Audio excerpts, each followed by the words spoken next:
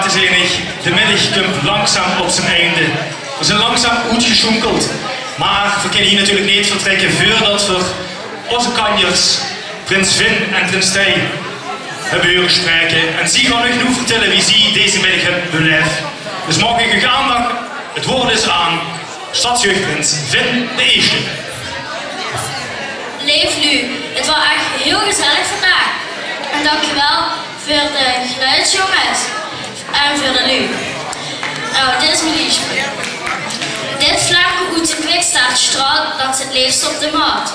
Op de 11e van de 11e ben ik geboren. Daarom druimde ik al jaren dat ik in mijn prinsenpakje en met mijn atje met de vaste larven te mogen vlammen.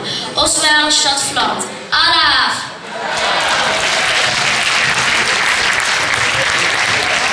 Dan het woord aan onze jubileumprins Tij de Eerste.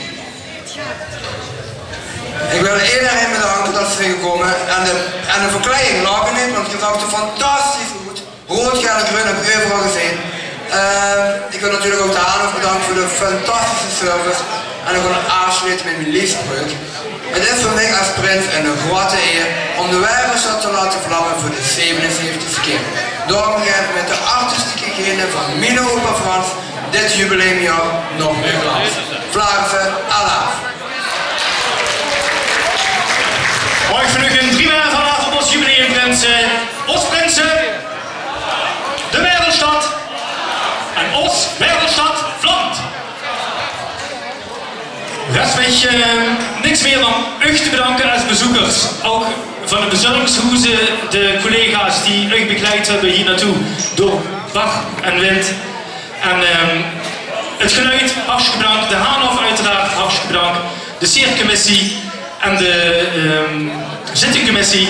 De Vlaams die achter mij, dat ze allemaal achter te persoon schrijven. En de Flarinnen, die hebben ook nog met geholpen bij het serveren. Dankjewel daarvoor. Dat is een beetje een Pietermars voor de Vlaamse, maar niet veel dat ik gezegd heb. Het heeft flinke sliep moeten. Als het niet gaat, kijk even om elkaar. De Vlaamse zijn best bereid te assisteren. Kom veilig toe, doodrustig aan. Dat is liever dan dat je met haastige spoed naar huis gaat. Pietermars als afmars voor de Vlaamse.